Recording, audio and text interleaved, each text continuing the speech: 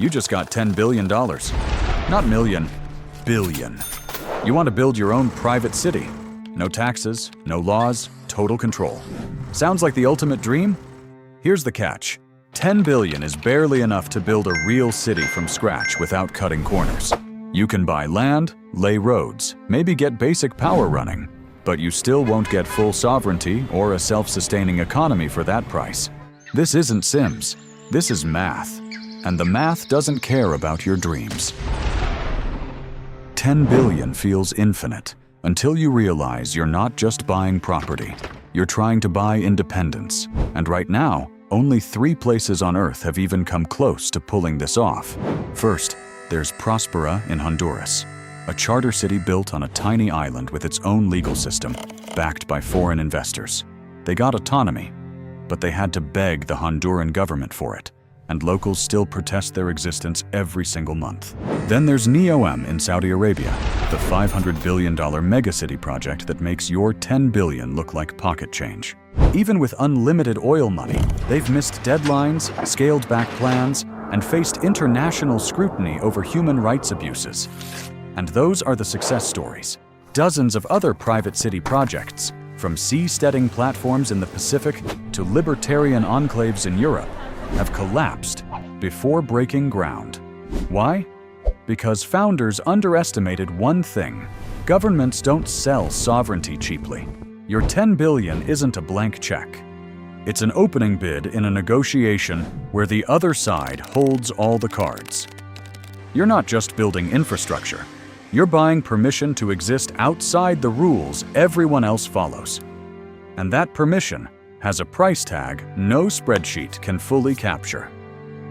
So let's start with the first line item, the land itself, because even finding a place to build is harder than you think. You might assume 10 billion buys you any piece of land on Earth. It doesn't. You can pick up a private island in the Caribbean for 50 million, or thousands of acres of Nevada desert for 20 million. But owning land and owning sovereignty are 2 completely different things. When you buy property, you're still subject to the host country's laws, taxes, and regulations. If you want to make your own rules, you need the host government to grant you special autonomous status. And they don't give that away for free. Take Prospera again. They didn't just buy an island. They negotiated a 50-year charter with Honduras that gave them control over their own legal system, tax policy, and immigration. In exchange, they had to commit hundreds of millions in infrastructure investment, share revenue with the national government, and accept oversight from an international arbitration panel. That autonomy cost far more than the land itself. Now here's the hidden expense nobody talks about: security. Even if you get legal autonomy, you still need to defend your territory. Private military contractors aren't cheap. A basic security force for a small city runs $50 to $100 million annually. And if your host country becomes unstable, your autonomy agreement can be revoked overnight. Honduras has already threatened to cancel Prospera's charter multiple times during political crises. Picture this. You're sitting in a boardroom, and the government official across from you slides a document across the table. He smiles. He says, "Of course you can build your city, but we'll need a small annual fee, say 2% of your GDP, for the privilege of existing on our soil." What do? You sign, because you have no choice. Then there's diplomatic recognition. Without it, your city exists in legal limbo. Your residents can't get passports, your businesses can't sign international contracts, and foreign investors won't touch you. Getting recognition requires lobbying at the UN, bribing officials, and making deals with neighboring countries.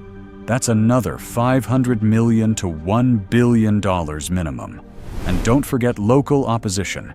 Indigenous communities, environmental groups, and nationalist politicians will fight your project every step of the way. Legal battles alone can drain hundreds of millions before you break ground. NEOM faced lawsuits from displaced tribes. Seasteading projects have been blocked by maritime law challenges. So when you add up land acquisition, autonomy negotiations, security forces, diplomatic lobbying, and legal defense, your 10 billion is already half gone. And you haven't poured a single cubic meter of concrete. Sovereignty isn't a product you can buy off the shelf. It's a fragile political arrangement that requires constant maintenance, endless compromise, and premiums that would make any real estate developer faint. But say you somehow pull it off. You've got the land. You've got the autonomy. Now comes the part that actually bankrupts most private city projects. You stare at an empty plot of dirt and realize nothing works here. No water, no power, no sewage, no internet. You have to build every single system modern humans take for granted from scratch in a place nature never intended to support them.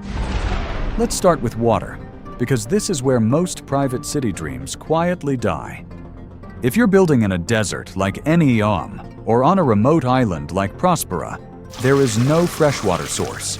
You need an industrial-scale desalination plant, not a small one. A facility capable of producing 50 million gallons a day costs between $2 and $4 billion up front, plus another 100 million annually just to run it. That's 20 to 40% of your entire budget, gone before you've built a single house. Pause for a second. Let that sink in. $4 billion just to have running water. And here's the twist nobody warns you about. Desalination plants produce toxic brine as a byproduct. For every gallon of fresh water you make, you create 1.5 gallons of hypersaline waste that kills marine life. Disposing of it legally requires specialized outfall systems that add another $300 million to the price tag. Skip this step, and environmental regulators, even the ones you thought you'd escaped, will shut you down. Next, power. Solar panels look cheap until you realize they only work when the sun shines. You need battery storage for nighttime, backup diesel generators for cloudy weeks, and a smart grid to prevent blackouts. A reliable microgrid for a city of 50,000 people runs $800 million to $1.2 billion. And unlike municipal utilities, you can't spread these costs across millions of taxpayers. Every dollar comes from your pocket, then sewage. Modern wastewater treatment isn't optional. It's what separates a city from a slum. A facility meeting international standards costs $400 to $600 million. Neglect it, and cholera outbreaks will kill your residents faster than any political scandal. Roads and transit sound simple until you factor in terrain. Paving 10 miles of highway in flat desert costs $30 million. In mountainous or swampy terrain, triple that. Add bridges, tunnels, and drainage systems, and your transportation budget easily hits $500 million. Internet infrastructure is non-negotiable. Laying fiber optic cables to a remote location costs $100,000 per mile. Satellite backups are unreliable and expensive. Budget another $200 million minimum for connectivity that doesn't drop during storms. Now let's stop and look at the damage. Desalination, $3 billion. Power, $1 billion. Sewage, $500 million. Roads, $500 million. Internet, $200 million. Annual security, $100 million. Annual diplomatic maintenance, $200 million. That's $5.7 billion in capital expenditure, plus $300 million in annual operating costs. You've spent more than half your budget, and you still haven't built housing, hospitals, schools, or commercial spaces. You have a functioning utility district, not a city. And this assumes everything goes perfectly.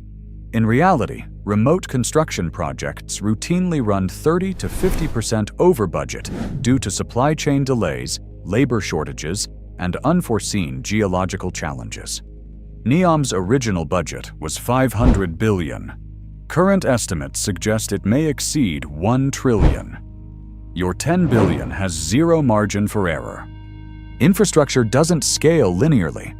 Building a city for 10,000 people doesn't cost 1/5 of building a city for 50,000.